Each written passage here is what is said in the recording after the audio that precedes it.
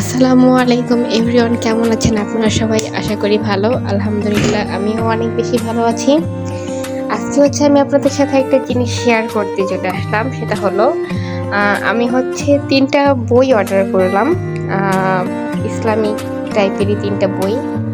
তো তার মধ্যে একটা আমার শাশুড়ির জন্য, একটা আমার আম্মুর জন্য, আর একটা আমার নিজের জন্যই।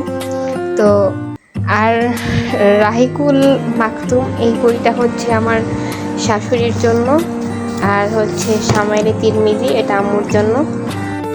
আর তাসাউফ ও আত্মশুদ্ধি বইটা আমার নিজের জন্য নিয়েছি। এই বই প্রত্যেকটা বই আমি আবু তাহা আদনান হুজুরের ওয়াজ থেকে শুনে এই বইগুলো নিয়েছি আর কি। আর বইগুলোর সাথে ছিল সুন্দর দুটি বুকমার্ক।